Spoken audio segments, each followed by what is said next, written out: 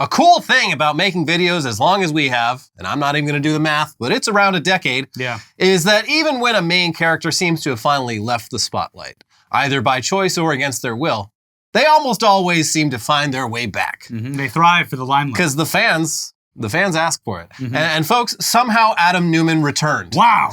Despite his many failures. Yeah. The story arc that Adam Neumann is known for was so full of hubris and so disastrous that it spawned books, a documentary, a TV show, and a nice chuckle every time I see a building with that WeWork logo on it. Adam Neumann, alongside others like Elizabeth Holmes and increasingly Elon Musk, is the type of figure that exposes how much of the economy is just built on bullshit, or to be more specific, bullshitters and the very rich people who fall for the bullshitters' bullshit. Yeah, so not to recap the whole WeWork saga, but basically all you need to know is that Adam Neumann somehow convinced deep-pocketed investors and financial institutions that a company that rents out office space is somehow a tech company. They broke the mold. And therefore, they had the potential for infinite growth, despite the very finite real-world limits on the supply and demand for office space. And despite the fact that companies like Regus have been offering the exact same service for decades. How Neumann managed to pull this off comes down to a few factors. First of all, he's really tall, he's really charismatic, and just those two traits alone can take you really far. Yeah. He believed his own bullshit, too. That's a big third. That is the key. You got to believe your own bullshit. Yeah.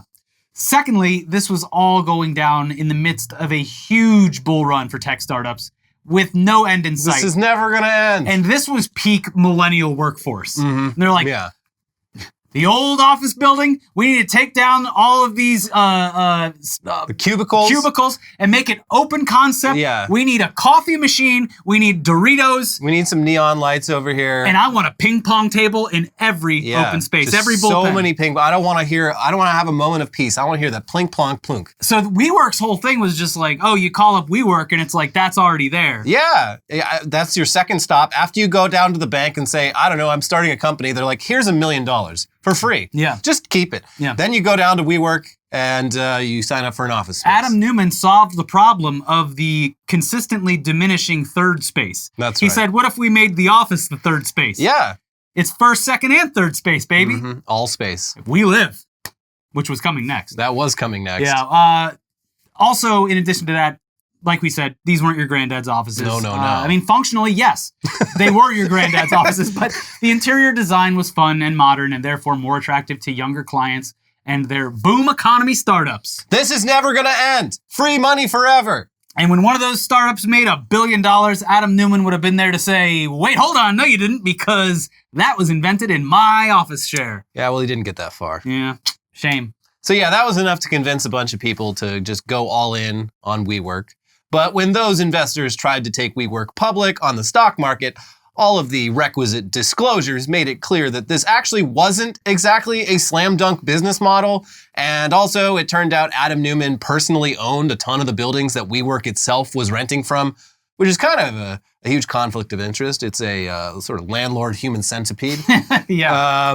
And this, combined with other revelations about Neumann's leadership style and massive ego, led to WeWork abandoning its stock market plans and firing its founder, Adam Neumann. They seemed to figure that this was just a setback, but then 6 months later, we had the COVID-19 pandemic, which made offices a lot less important and eventually kind of killed the whole startup economy. So yeah, it was no surprise when, in November, WeWork filed for bankruptcy. As for Adam Neumann, his WeWork debacle was, in fact, just a setback. And back in 2022, Andreessen Horowitz invested a ton of money in his next company, Flow, which was supposed to be basically WeWork for apartments and still hasn't actually launched. And now, baby, everything's come full circle. Here's The Verge. 5 years after driving WeWork into the ground, co-founder and ousted CEO Adam Neumann has now hatched a plan to buy it out of bankruptcy.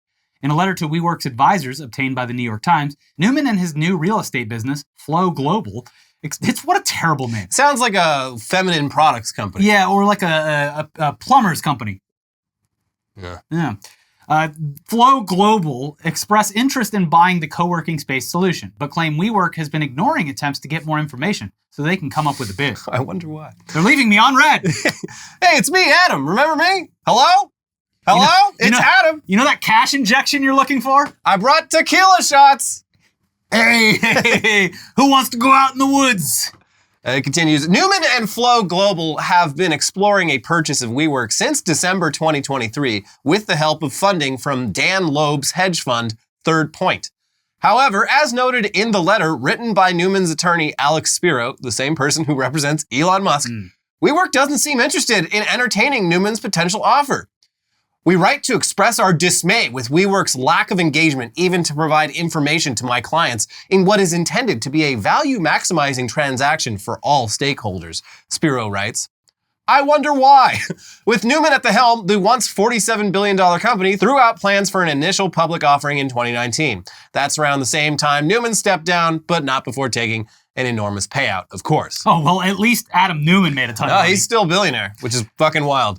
And that's the thing is, after the pandemic, like, WeWork sort of would have made sense if it had launched then instead of the years prior, because it's like... I mean, even still, they could have got up some real estate, business real estate at a much cheaper price than before, at least. Oh, yeah, if they had come along at that point. Yes. Yeah, they could have gotten in the door at a steep discount. But yeah, the business model, like, even now, like, at least in... like the big cities, like hybrid stuff. I mean, I know people like most places don't let you work from home completely, but like they're on a hybrid model where like you only have to come in a couple days a week, and it's just like, yeah, you need a lot less office space when you got that system. So yeah, I mean, this is pretty weird on multiple levels. Obviously, selling your company back to the guy who previously got ousted for ruining it would be an insane turn of events. But the fact that we're learning of this because Adam Neumann and his lawyer leaked it to the press is also very bizarre. Yeah. What are you doing? You would only do that to apply public pressure and make people think, wow, WeWork would be fools not to take that offer. And I personally am never going to use a WeWork again unless Adam Neumann is in charge. Come on, WeWork. Say yes to Adam. We want Adam. He could run on the king has returned. The thought that, remember how much fun we all had when we were literally burning billions of dollars? Wasn't it fun, though? I mean, I'm sure whoever's still left there does have a few positive moments, but they're probably outweighed by all the weird negative moments. True. But don't you want those 2013 vibes back again? I mean, yeah, we all want it to be 2013 again, Adam. But it's just not. Nobody wants that more than Adam Neumann. Yeah. Adam Neumann's ego is apparently so unfathomably huge that even after making $47 billion evaporate, he's still convinced that he is the best person to be running WeWork. He thinks he's Steve Jobs returning to Apple in the 90s.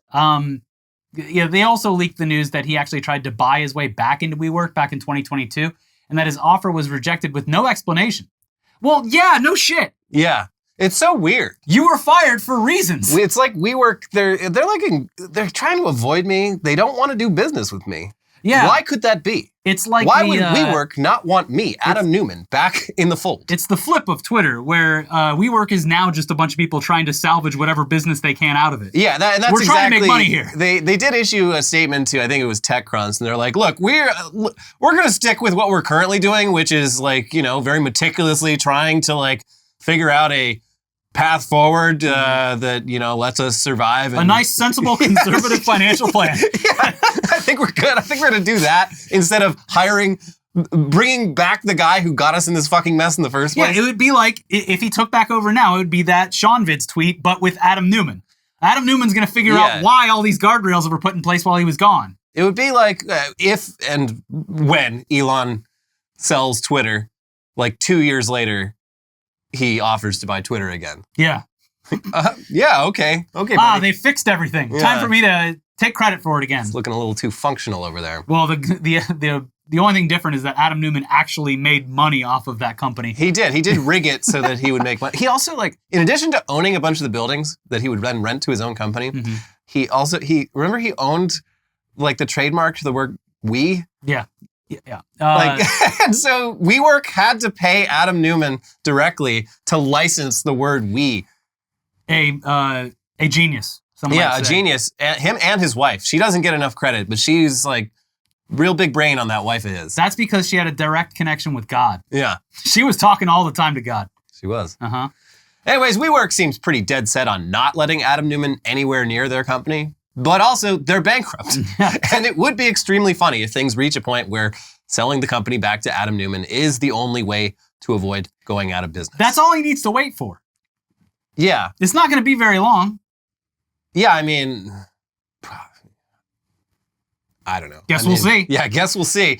But speaking of business ventures that are losing tons of money despite all of the hype, it's time for the AI section of the show. Oh, good. And let's start with the latest in AI image manipulation technology. Now, one of the scariest consequences of this technology is non-consensual imagery of mostly women, let's be honest. I.e., someone feeding an AI program pictures of a woman and having it spit out custom pornographic images. I mean, with revenge porn, you could at least fall back on the victim blaming stance of telling women, well, you shouldn't have shared those naked photos of yourselves. This is what happens. You would be wrong, but it's victim blaming. But now, anyone with just even fully clothed images of themselves is just as at risk for this. So you shouldn't have posted anything online ever. What were you thinking? Yeah, that's bad enough. But here's where things get fucking weird. If you needed any further proof that this kind of thing is less about sexual gratification than it is about having power over women and their bodies, here's 404 Media. Not content with depicting real women nude or getting gangbanged without their consent, people are digitally manipulating images to put modest clothing on women they deem undignified. Like some of the viral Taylor Swift deepfakes, these images jumped from 4chan to Twitter and gained more viral attention from there. Users who are sharing the manipulated images that clothe women claim they are using AI tools and have promoted the practice as DignifAI. Dignify. Rolls off the tongue. A thread on 4chan's notoriously hateful poll board reads, "With the power of AI, we will clothe the Insta-thoughts. We will purify them of their tattoos. We will liberate them of their piercings. We will lengthen their skirts." Loser. Puritanical weirdos are back in a big way. They really are. Yes, we are, again, reliving a very well-documented portion of history once again. Not we. A very small subset of society is doing that. Let's be clear about that. Clear. So yeah, DignifAI seems like something that typically probably wouldn't leak too far from the confines of 4chan because, again, it's fucking weird. Yeah. But it has, of course, gained support from high-profile chuds like Ian Miles Chong and Jack Prilosek, resulting in tens of thousands of Twitter followers for the DignifAI account in just a week. Most of its posts have actually been replies to just random women posting photos of themselves showing some skin. Here's what you'd look like if you were wearing clothes.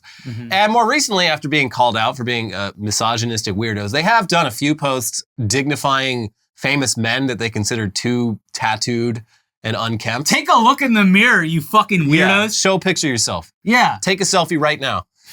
But yeah, it's still mostly just putting clothes on women, which, I mean, yeah, it isn't nearly as harmful as the other way around, but it still 100% is a fetish, which 404 Media delves into here. DignifAI spawned out of a conservative, frequently right-wing and fashy subculture that's gotten more popular as an online trend in recent years. Trad wives, or traditional roles for men and women, but especially, and most strictly, for women. Trad culture dictates that women stay home and make babies, care for the household, and dress modestly so as not to shame their husbands. It's an idealized version of the 1950s nuclear family aesthetics where men provide for the house and women are relegated to the kitchen. On TikTok especially, more women are either recording their actual romanticized trad lives or LARPing as homesteaders. It's obvious, but should be said anyway. Many straight men are extremely horny for this. Yeah, and one of the earliest examples we got of this was, of course, Ben Shapiro's sister, who I don't think posts much anymore. But when she did, probably for good reason. She's like, I'm a traditional gal. Like, not even like leaning that hard into it. Just being like, I like being a wife and a mom. I like cooking and taking care of the kids, and just every fucking thing she would post online. It's like, mommy milkers. I want to lick your toes. Just disgusting. Wait till the bots find out about this. They're going to put that scrambled text below every reply. It's like, wearing apron in bio. What? I haven't seen that one. Pussy in bio. The latest one I saw is they use some weird symbols to spread the letters spread it out. Yeah. Soon it's going to say ironing in bio. There's a whole market that they can tap into. I guess so. Yeah. But yeah. Also NPR did a report this week about the no fap movement. So that's gone mainstream enough that National Public Radio is covering it. And it's just like, yeah, there's like no real medical evidence for any of these claims. And also, like, we interviewed a bunch of men in their early 20s who got really obsessed with this in their teens. And it seems like in every case, they just spent all of the time that they previously would have spent like jerking off and being horny, obsessing about not jerking off and not being horny, achieving almost nothing. So yeah. I'm Latch Me Sing. And today we're talking about the no-fap movement. No-fapping. You may have heard of gooning. Well, here's no-fap. God. But moving on from what the fuck? Oh, we got another flash flood warning. Oh, good. But moving on from weird AI to legitimately dangerous AI, we have some updates on that story from a few weeks back about an AI-generated Joe Biden calling up people in New Hampshire to discourage them from voting in that state's primaries. This was an early taste of what has the potential to be a huge problem leading up to November's general election. And fortunately, the authorities do seem to be taking this pretty seriously. Thanks, Taylor Swift. Here's the AP. Authorities issued cease and desist orders against 2 Texas companies they believe were connected to robocalls that used artificial intelligence to mimic President Joe Biden's voice and discourage people from voting in New Hampshire's first-in-the-nation primary last month. New Hampshire Attorney General John Formella said Tuesday that investigators have identified the source of the calls as Life Corporation and that the calls were transmitted by a company called Lingo Telecom. New Hampshire issued cease and desist orders and subpoenas to both companies, while the Federal Communications Commission issued a cease and desist letter to the telecommunications company, Formella said. In a statement, the FCC said it was trying to stop behavior that violates voter suppression laws. During a news conference to discuss the investigation, Formella described the calls as the clearest and possibly first known attempt to use AI to interfere with an election in the United States. He notes that the calls went well beyond the political flyers that have landed in voters' mailboxes during past elections. Calls using AI with something as deceptive as trying to clone the voice of the President of the United States, we haven't seen something like that before so close to an election with such a blatant attempt to mislead voters, Formella said. We don't want it to be the first of many. We want this to be an example for us to point to, but also an enforcement example for anyone out there who would consider doing this. It's going to be whack-a-mole. It's only going to get crazier, folks. Yeah, I mean, Jacob Wohl just kicking himself. Fuck, if I had just waited... like only I waited one election cycle, I could have really gone ham with this shit. Yeah, well, now that Jack Berkman can't practice law, maybe he's got a lot more free time on his hands. A lot more time to scam. Anyway, the article also notes a detail that we didn't see before that's fucked up and kind of funny. The robocallers somehow managed to spoof the personal phone number of someone who runs an actual Joe Biden super PAC. So that person's phone was blowing up with calls from people who tried to call the robocallers back. Yeah. Anyways, the FCC is also working to quickly amend the existing Telephone Consumer Protection Act to make robocalls using AI-generated voices. Make all robocalls illegal. That would be the easiest thing, I think. Yeah, well, you're right. Yeah, like, what would be easier?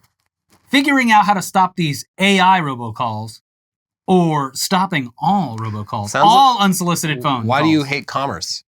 Why are you trying to obstruct commerce? Because it's annoying. I already got Joe Biden texting me, hey, it's about Joe Biden. We need you now to help support the campaign. My phone, figured out on its own that all of the Democrat, spam numbers, they sends it to spam automatically. I didn't have to tell I have, if it's a phone call, I get that. It just goes, but text messages. No, I'm talking about texts. Oh, yeah. It puts all my texts from... It's learning. I report them as junk every time. Anyone, I still get the Bernie ones, but everything else, I'll see a notification once a week. It's you got a bunch of spam messages this week. It's all fucking Democrat stuff. So... leave us alone. I like that. You're doing more harm than good. But yeah, it would be a step to at least make this illegal, and that would hopefully deter this from happening again. Yeah. Wouldn't stop it, because the Pandora's box has been opened, but it would at least deter it. You'd have to think twice before doing it, whether it's worth going to prison. I'm sure that... Actually, I don't know if there's any kind of thing in place, but it seems like it would be probably pretty easy to do this as a foreign country with a foreign service. Yeah. Well. So, cool. It just seems like a nightmare. I mean, no one picks up their phones anyway, so I wish I could just disable the phone function on my phone. Yeah. So. Yeah. But in other news about how we now cannot trust that anyone is who they say they are unless they are standing right in front of us, here's some wild news from CNN. A finance worker at a multinational firm was tricked into paying out $25 million to fraudsters using deepfake technology to pose as the company's chief financial officer in a video conference call, according to Hong Kong police. The elaborate scam saw the worker duped into attending a video call with what he thought were several other members of staff, but all of whom were in fact deepfake recreations, Hong Kong police said at a briefing on Friday. In the multi-person video conference, it turns out that everyone he saw was fake, Senior Superintendent Baron Chan Shunqing told the city's public broadcaster RTHK. Chan said the worker had grown suspicious after he received a message that was purportedly from the company's UK-based chief financial officer. Initially, the worker suspected it was a phishing email, as it talked of the need for a secret transaction to be carried out. However, the worker put aside his early doubts after the video call because other people in attendance had looked and sounded just like colleagues he recognized, Chan said. Believing everyone else on the call was real, the worker agreed to remit a total of 200 million Hong Kong dollars, about $25.6 million, the police officer added. Holy shit. Can you, that has to be like such a fucking mind fuck when that guy's like, all right, seems suspicious, but they were all there in the meeting. All right, here you go, sending the money over now. And then you get a call 10 minutes later, what the fuck is going on? It's like, I did what you told me to do in the meeting. What are you talking about? No, you were all there, and you were there, and you were there, and you were there. Yeah, that's fucked up. Remember when I deleted every bit of Machinima history on accident because they gave me access to the Dropbox?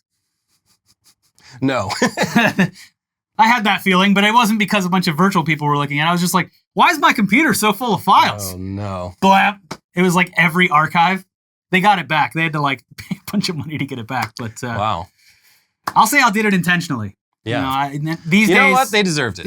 And the result was the same in the end. They ended up getting everything back, so. And now it's all gone again. It's all gone anyway. Yeah, so. it didn't fucking matter. No harm, no foul. There is no evidence that a company named Machinima ever even fucking existed. Yeah, what are we even talking about? Anyway, we've seen a few similar scams to this in recent years, but the lengths that these scammers went to are so insane that you really cannot blame the victim for assuming that everything was legit. Yeah. And this is really just a high effort version of the type of scam that we all are gonna just need to be extremely wary of for the rest of our lives. Yeah. Especially older people who already fall victim to impersonation scams all the time. So once again, talk to your parents and grandparents, folks. You know what makes me feel immediately suspicious of with this is the fact that all these fucking companies, they want to do the goddamn virtual meetings like the Apple thing where you're just like, oh, right. Okay, yeah, that kind of looks like the person, but they're in the Apple thing. So it doesn't look exactly like them. And that would be so much fucking easier to duplicate. Yeah, wait, so how does that, with the Apple Vision, if you set up your face scan and stuff and someone else puts on your headset, do you look like them in the video chat? I would hope that wouldn't be the case. Because that's fucking crazy. Yeah. I don't like that. I would hope that Apple has some kind of built-in security. They seem, in general, Apple seems to be ahead of that kind of stuff. And it would be, maybe they are building that ecosystem because it's encrypted and all siloed off because it's their own. But still, it is funny to see how fast everyone's moving towards virtual meetings with avatars and stuff when it's even worse than dealing with what we currently have. But it doesn't matter. They'll just deepfake it, even if you're doing a typical Zoom call. Nothing matters anymore. The whole world's a joke and money is fake. Yep. So, anyways, we got lots more news coming up in the second half of this episode. But first, we'll let you know that this episode is sponsored by Mint Mobile. Use it to call your parents and grandparents. Tell them not to get... Don't get scammed. No. On average, it takes about 30 days for a person to break their New Year's resolution. So if saving money was on your 2024 list, too bad. Odds aren't that great. Hope you're still on it. Luckily, we have a 100% guaranteed way to save you money this year. Just switch to Mint Mobile. For a limited time, wireless plans from Mint Mobile are $15 a month when you purchase a 3-month plan. That is unlimited talk, text, and data for $15 a month. Mint Mobile is here to rescue you with premium wireless plans for just $15 a month. Say bye-bye to your overpriced wireless plans, jaw-dropping monthly bills, and unexpected overages. All plans come with unlimited talk and text plus high-speed data delivered on the nation's largest 5G network. Use your own phone with any Mint Mobile plan and bring your phone number along with all your existing contacts. Ditch overpriced wireless with Mint Mobile's limited time deal and get premium wireless service for just $15 a month. To get this new customer offer and your new 3-month unlimited wireless plan for just $15 a month, go to mintmobile.com/newsday. That's mintmobile.com/newsday. Cut your wireless bill to $15 a month at mintmobile.com/newsday.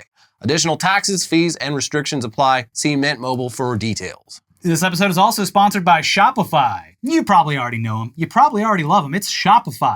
It's the best platform for shopping, hosting your own business, and keeping track of all your shipments in one place. There's a ton of amazing duos out there in the world. Hey, we're a perfect example. Yep. But the best duo is, of course, Shopify and you.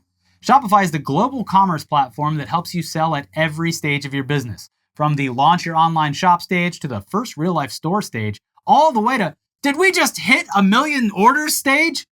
Shopify is there to help you grow.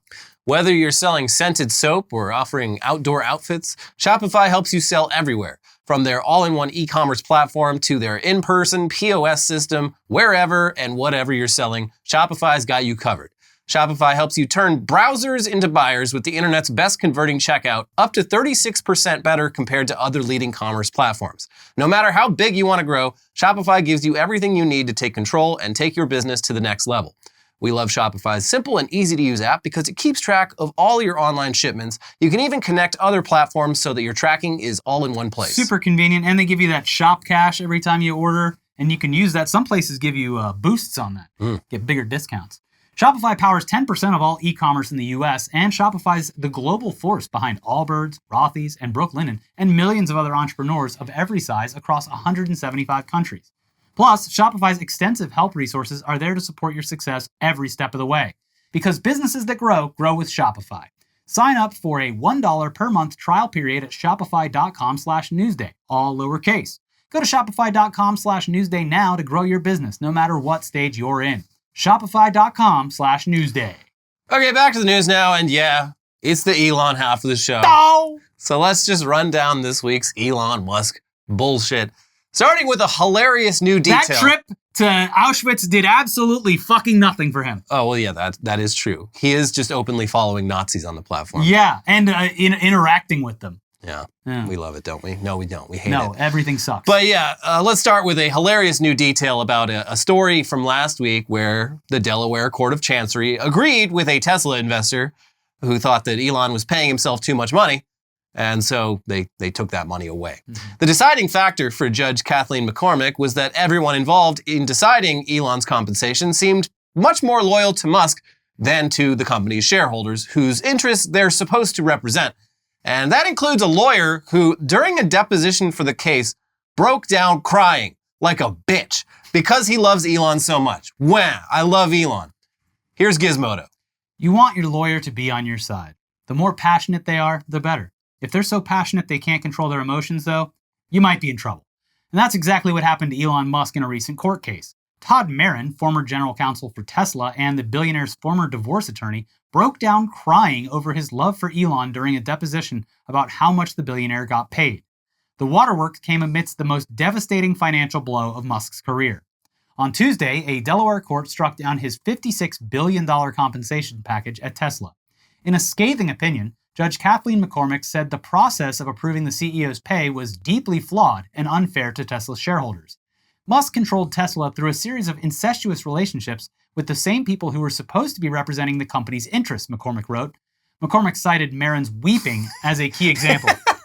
This person has clearly done drugs with Elon Musk. Hey, weepy. He might be on Molly right now. Yeah. Continues, Marin wrote many of the documents that Musk's legal team highlighted to show the process of negotiating his compensation was fair. But Marin was so beholden to the CEO that his, quote, admiration for Musk moved him to tears during his deposition, McCormick wrote. That's a problem. A company's general counsel isn't the CEO's lawyer. They're supposed to represent the company's interests. It seems like that wasn't the situation at Tesla, however. In fact, Marin was the primary middleman between Musk and the committee that determined his pay, and Marin didn't seem clear whether he was on Tesla's side or Musk's. Marin didn't just cry at the deposition. Apparently, he was holding back tears when he testified about leaving Tesla during the trial, calling it the most difficult decision he ever made in his life. Pathetic. Yeah, it's incredible. Can you imagine simping for Elon Musk so much that you break down in tears, and those tears end up costing Elon Musk tens of billions of dollars? I mean, it's poetic. I'm sure lots of people cry for Musk every day. Mr. Musk, please notice me. Elon, please. Just one interaction for the algorithm, please. Elon! I'd like to file a complaint. Elon! But like we always say, Elon Musk has a fetish for lawsuits and needs to be involved with several lawsuits at any given time in order to get off.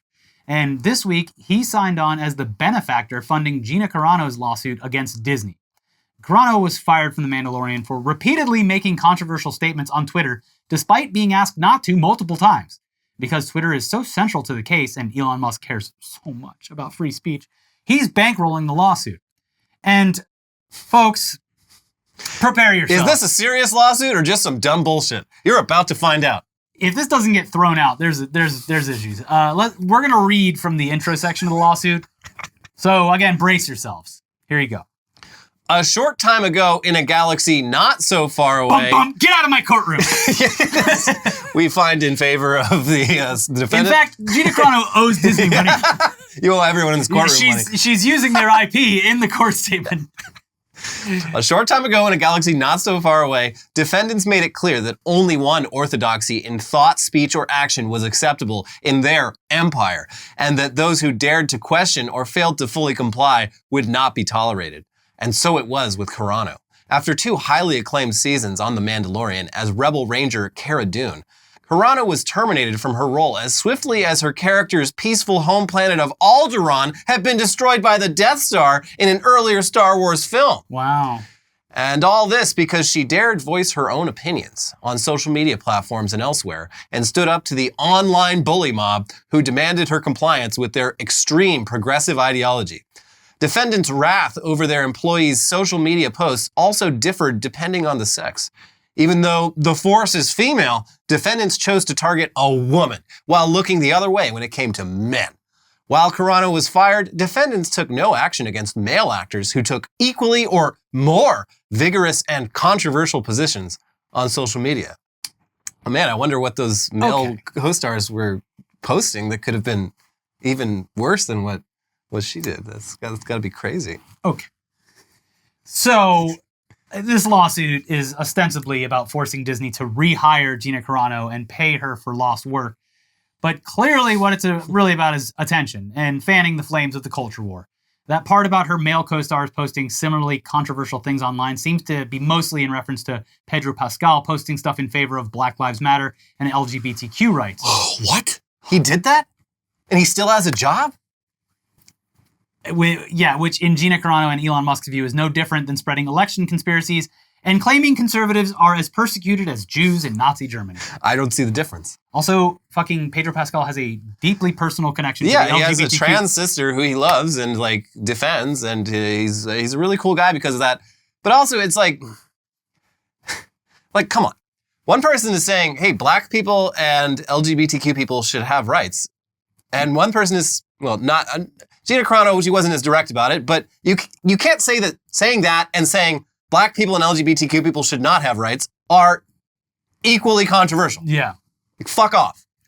Anyways, we are just going to assume that when Disney fired Gina Carano, their army of lawyers made sure they did it by the book in a way that is lawsuit-proof. Yeah, it was probably in the contract before. Yeah, that's firing. also it's Disney, and their stated reason for firing her was that her values didn't align with theirs, and this is a company that is very image conscious, and I'm fucking positive has a morals clause or something like that in any contract they sign with an actor, especially an actor on a series that's long running. Especially when they invoke any kind of not Nazi comparisons, because Disney's already been through that. Yeah.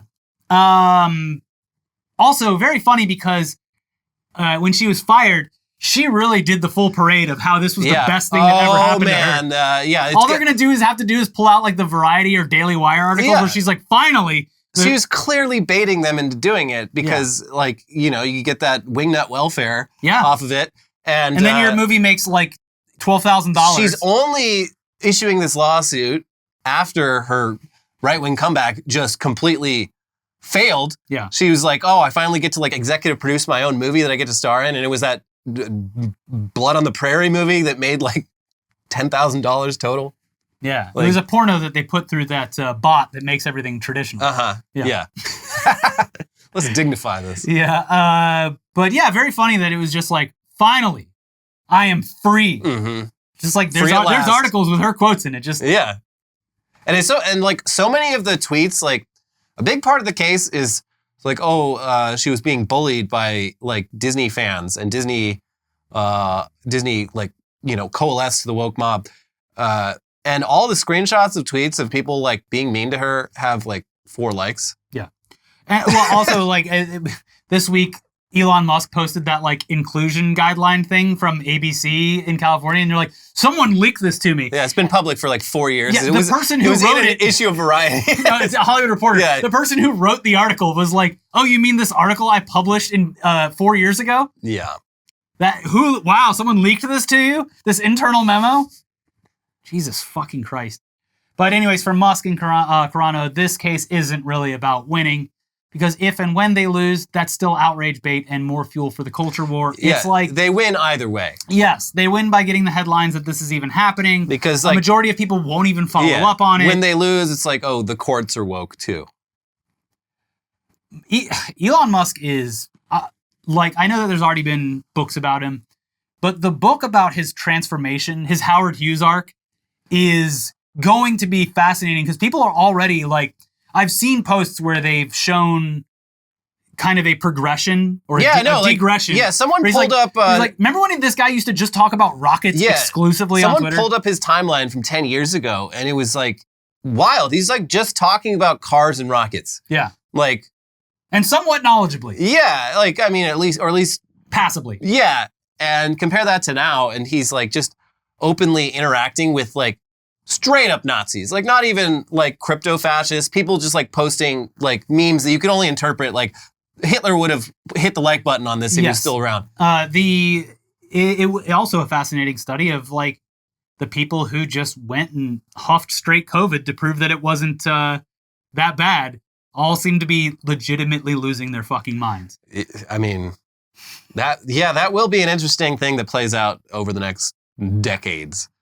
It's our generation's lead in the gasoline. Well, we also, unfortunately, Elliot, we also have the microplastics. Yeah, that's fun. Who knows what that'll do? It's already doing really bad things. We have our age group has the highest cancer rate in history. Seems bad. Yeah. Anyways, moving on now to another update on Elon and Mr. Beast's little experiment, where Mr. Beast posted videos directly to X videos. That's right. They were exclusive, right? Yeah, exclusive X videos from Mr. Beast in order to test out the revenue share and see if it's a viable video platform. During the experiment, Elon boosted Mr. Beast's videos in a very inorganic, artificial way, and even potentially broke the law by running it as an undisclosed advertisement. And in the end, Mr. Beast got paid a bunch of money, though still way less than similar views would have gotten on YouTube. And he seemed positive enough that he's continuing posting X videos, but he's also admitted that he's kind of a special case and your results may vary. Yeah, well, the latest update is that another popular creator decided to go ahead and do a little experiment of his own, minus the attention from Elon. The YouTuber TierZoo, who makes fun educational videos about animals that get millions of views on YouTube, posted one of his videos to X with the caption, "In order to test Mr. Beast's hypothesis that this ad revenue is a facade, I am uploading my first full-length video on this platform. It is a re-upload of my most popular video of the past 2 years. Please enjoy while I see if the money is really there." And that was back on January 22nd, and last Friday he revealed the results of his experiment. "I have an update. My video, and all of the viral tweets surrounding it, made me a whopping $40 for 5 million views. This is an abysmal rate. On YouTube, I'd have probably made 100 times that amount. Still, in the interest of transparency, it's more than zero." Okay. So there you have it. And we all knew the Mr. Beast X videos situation was a scam, but TierZoo went ahead and proved it. And that's with original lengthy content and without the attention of one Elon Musk. I get Mr. Beast ads constantly now. Yeah, it's upsetting. Every single one he does, someone just immediately screenshots the fact that it's being played as an ad. Yeah, I don't get it. Like it's there's got to be, because if you're running that as an ad with the other ads on it, it's like it's kind of fucked up. Yeah. Because if you own the ad rate, you can pull some levers behind the scenes and you're running that thing for free while getting money from an advertiser that's paying for the views that you're giving to that for free. Would seem like some kind of... It seems like Elon is exploiting Mr. Beast. Exploiting. Because Mr. Beast isn't running these ads. At least I don't think he is. No, I think Elon is like just being like, we're running this video as an ad, and that ad will have an ad attached to it, so I make money. And those are the premium ads that companies are specifically targeting Mr. Beast to run on. So I don't know. It's but yeah, it's completely inorganic, and it's not a good video platform. Why would it be? Just look at it. Hey, well, at least you're going to get Tucker Carlson talking to Vladimir Putin to the point where the public ministry, like social ministry or whatever, was like, no, we get requests all the time from Western media. Yeah. He just wants to talk to someone who's going to align with his views. Right. Yeah, he's like, no one has ever talked to him. It's like... The community noted by like one of the people in Russia. Mm-hmm. Anyways, in related news, remember how Elon got rid of the old verification system and replaced it with the current model where anyone or anything can just pay $8, and he repeatedly said that this was the only way to stop all those bots spamming Twitter. We get the $8 blue check mark. Bye-bye bots. Pussy in bio. That was always obviously bullshit, but the rise of AI chatbots has made the problem 1,000 times worse lately, with popular posts being flooded with obviously AI-generated replies that get pushed to the top thanks to that $8 algorithmic boost. And you can see this under literally any popular post, but the craziest example is this one shared by researcher John Scott Railton, which starts with an obviously AI-generated post, which reads, "The photo captures a couple exchanging vows at sunset. The emotions it evokes are love, happiness, and the memory of a special day filled with promises." Well, it looks like some wires got crossed somewhere, and either the AI image prompt or an AI interpretation of an image got tweeted out minus any context. There's no image attached to it. But then we see the dozens and dozens of replies from verified blue check accounts. Such a beautiful moment, wishing the couple a lifetime of happiness. This photo makes my heart melt. Love truly is magical. This photo speaks volumes about the magical bond between two hearts. This photo truly encapsulates the beauty and magic of true love. Just pages and pages of verified AI chatbots reacting to another AI chatbot's all-text post as if it contained a photo, which it did not. It is the dead internet in full effect. And it's still unclear exactly what the purpose of this stuff even is, but it's everywhere lately, and it's made using this husk of a social network an even shittier experience than usual, especially since there appears to be no enforcement against what is textbook inauthentic behavior. Again, I'm not saying that this is what they're doing, but this is something that at a ginormous scale already artificially inflates both the traffic and interactions on the platform. So when Linda Yaccarino wheels out these numbers, what are the numbers? So you're saying this is an inside job? I'm not, I would never say that.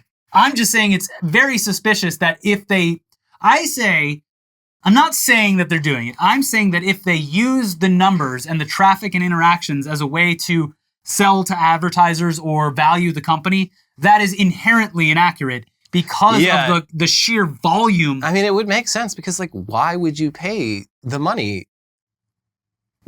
Someone's paying for these accounts, supposedly. Yeah. And why? But if no one's paying for these accounts, that would make sense. I also wouldn't be surprised if there was some automation going on behind the scenes while people are using dark web credit card numbers to sign up bot accounts with the $8.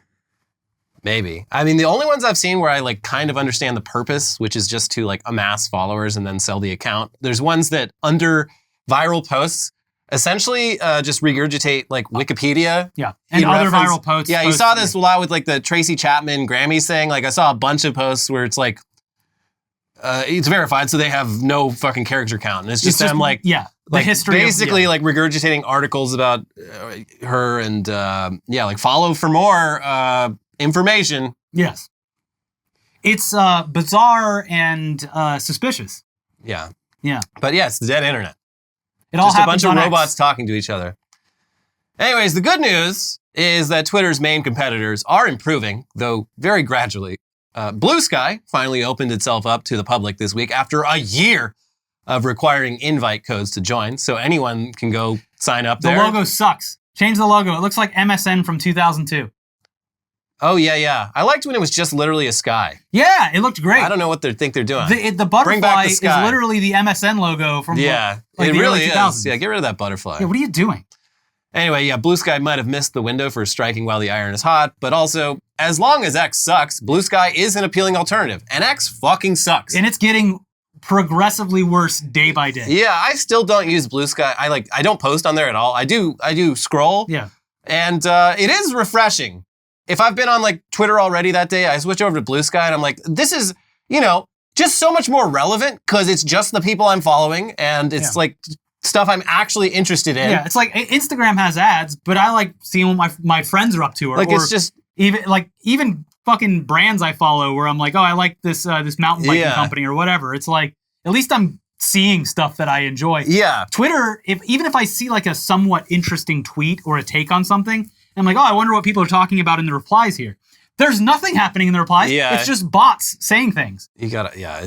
Anyway, meanwhile, Threads, the meta Twitter clone, they're finally adding bookmarking, which for me specifically is an essential tool. It is like the deal breaker that stopped me from using it up to this point. Yeah. So bookmarking, it's still being tested. It's only available to a limited pool of users. But once it launches, that is one more reason to make the switch, at least for me, because if I'm using social media, I'm usually I'm bored. I'm in the middle of something. If I stumble across something that I'm like, oh, this would be interesting to talk about on the show on X, literally just tap a button. I can save that because I'm immediately going to forget about it. Yeah. And then 5 days later, I go through my bookmarks. I'm like, oh yeah, that. Or if it's something like an article I want to read later, save it. Threads and Blue Sky don't fucking have that. And it's very annoying. You can still bookmark using third-party tools, but that's so many taps. I want it just one tap. Yeah. So add the bookmarking. Zuckerberg, if you're listening. Mark? He's growing his hair out, I did notice that when he went to Congress, he's looking good, Mark. He's finally giving up on the Julius Caesar bowl cut. Yeah. And he's going back to, living in Silicon Valley in a house with 7 other dudes. It's because he's in his underground bunker now. Yeah. Yeah. When he's not in front of Congress or whatever, he's wearing a potato sack. Plus, bigger the hair, closer to God. It's harder to find the hitbox if you're fighting him. Yeah. Before it was that's definitely Mark's head. But now there's hair. It's I punched, but all I got was hair. Oh, he's gonna have to put it in cornrows so that people don't grab onto it during the fights. Do it, Mark. Get cornrows. Yeah. You spend so much time in Hawaii. I'm sure there's someone there. They'll braid it up. Someone there who you kicked off the land will probably give you some cornrows for if the price is right. Yep. So just ask around. Yeah. Anyways, that's it for today's episode. We'll be back soon with News Dump and then, of course, some weird news after that. But if you're starving for content, well, first of all, hit the like button so that YouTube knows that you like the show. Yeah, come on. And it tells other people that are similar to you that they might like the show. Yeah. That's how algorithms work. So click the like button, leave a comment, reply to a comment, hang out down there, and please be sure to watch our most recent videos. We got Apple's Gooner goggles making people look like fools. We also got the Steroid Olympics. Check those videos out, and we'll see you soon. Bye. Bye.